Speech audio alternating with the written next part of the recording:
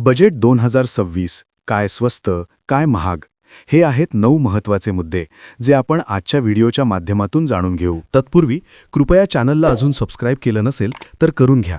Bell icon press करा जेणेकरून पुढील अपडेट तुमच्यापर्यंत सर्वात आधी पोहोचेल. चला तर व्हिडिओला सुरुवात करूया. अर्थमंत्री निर्मला सीतारामन यांनी सादर केलेल्या 2027 साठीच्या अर्थसंकल्पामध्ये इन्कम टॅक्स स्लॅबमध्ये कोणतेही बदल करण्यात आलेले नाहीत. पण देशातल्या वेगवेगळ्या क्षेत्रांसाठीच्या उद्योगांसाठी अनेक घोषणा या अर्थसंकल्पातून करण्यात आल्या. अमेरिकेचे राष्ट्राध्यक्ष डोनाल्ड ट्रम्प यांनी जाहीर केलेल्या टॅरिफमुळे जगभरातल्या व्यापारात उलथापालथ झालेली आहे. या सगळ्यातून भारतीय अर्थव्यवस्थेला चालना देणाऱ्या उद्योगांना हातभार लावण्यासाठी प्रोत्साहन देण्यासाठीच्या घोषणा अर्थसंकल्पातून करण्यात आल्यात. वित्तीय तूट जीडीपीच्या 4.5% कमी राहील. चालू आर्थिक वर्षात वित्तीय तूट 4.4% राहील. 2027 मध्ये वित्तीय तूट जीडीपीच्या 4.3% राहण्याचा अंदाज असल्याचं अर्थमंत्र्यांनी सांगितले. अर्थसंकल्प 2027 मधले हे आहेत 9 महत्त्वाचे मुद्दे. 1. काय स्वस्त होईल? कॅन्सरसाठीच्या 17 औषधांवरचं आयात शुल्क कमी करण्यात आलंय. 7 गंभीर आणि दुर्मिळ आजारांवरील औषधांवरील आयात शुल्क घटवलंय. परदेशी टूर पॅकेजेसवरील tax collected at source TCS दर 5 ते 20% होता, तो घटवून 2% केला जाईल. परदेशी शिक्षणावरील TCSमध्ये घट करून 5% करून 2% करण्याचा प्रस्ताव आहे. याशिवाय वैद्यकीय उपकरणं, क्रीडा साहित्य, mobile phones, microwave oven, lithium ion battery, सौर पॅनल्स, EV वाहनं आणि बॅटरी, CNG, बायोगॅस स्वस्त होईल. 2. काय महागणार? लक्झरी घड्याळं, इम्पोर्टेड दारू, सिगरेट, विडी, पान मसाला, गुटखा, अमोनियम फॉस्फेट, अमोनियम नायट्रोफॉस्फेट असणारी काही खतं, फिल्म्ससाठीचा इम्पोर्टेड कॅमेरा. 3. देशांतर्गत उत्पादन वाढवण्यावर भर. अर्थमंत्र्यांच्या भाषणात सेमीकंडक्टर्स, बायोफार्मा, टेक्स्टाईल्स, लघु आणि मध्यम उद्योग, मत्स्य उद्योग या सगळ्यांचा उल्लेख होता. सेमीकंडक्टर मिशन 2.0 साठी 40,000 कोटींची तरतूद करण्यात आली आहे.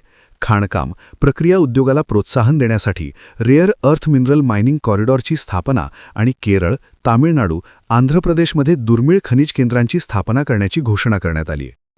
सोबतच खादी, हातमाग, हस्तकलांना प्रोत्साहन देण्यासाठी मेगा टेक्स्टाईल पार्क्सची स्थापना करण्यात येईल. महात्मा गांधी ग्राम स्वराज योजना राबवली जाईल. लघु आणि मध्यम उद्योग म्हणजे MSMEसाठी 10,000 कोटींचा SME ग्रोथ फंड स्थापन केला जाईल. जागतिकदृष्ट्या महत्त्वाच्या सेक्टर्सना खतपाणी. सेमीकंडक्टर क्षेत्राची क्षमता वाढवण्यावर जोर देणार.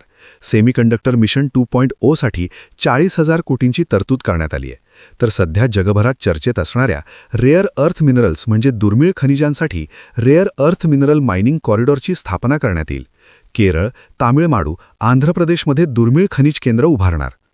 5. भारताबाहेर गेलेली परदेशी गुंतवणूक पुन्हा भारतात आणण्यासाठीचे प्रयत्न. भारतातली डेटा सेंटर्स वापरून भारतासह जगभरात क्लाउड सर्व्हिसेस पुरवणाऱ्या परदेशी कंपन्यांना 2047 पर्यंत टॅक्स हॉलिडे म्हणजे कर भरावा लागणार नाही.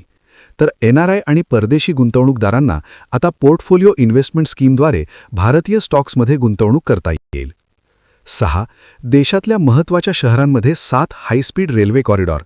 सरकारतर्फे देशातल्या पायाभूत सेवांसाठी केला जाणारा खर्च हा अर्थव्यवस्थेला चालना देण्यात महत्त्वाचा असतो. या अर्थसंकल्पातूनही पायाभूत सुविधांच्या विकासासाठीच्या घोषणा करण्यात आल्या. 5 लाखांपेक्षा जास्त लोकसंख्येच्या शहरातल्या पायाभूत सुविधा सुधारण्यात येणार असून 12.2 लाख कोटींचा शहर विकास निधी देण्यात आलाय. हायस्पीड रेल्वे कॉरिडॉर उभारण्याची घोषणा करण्यात आली असून यात मुंबई-पुणे हायस्पीड रेल्वे, पुणे-हैदराबाद हायस्पीड रेल्वेचा समावेश असेल. 7.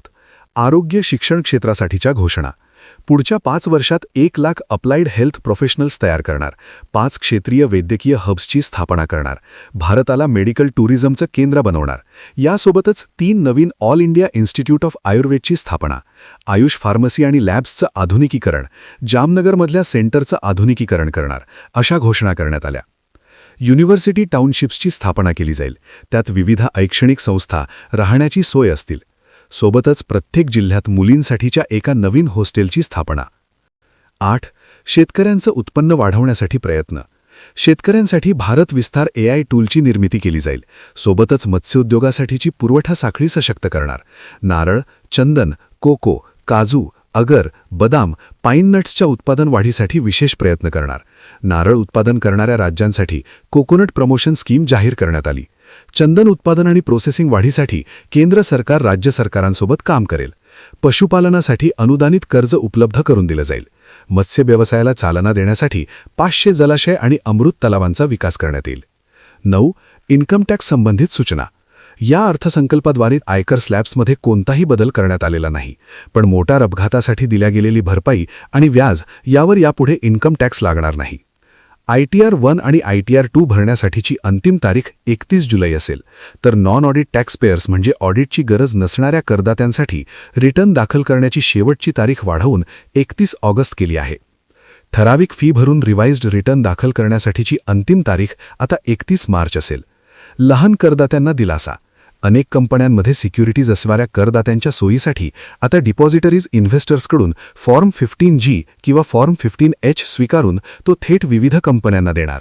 शिवाय लहान प्रमाणात कर चुकवल्यास दंड होणार, शिक्षा नाही. धन्यवाद.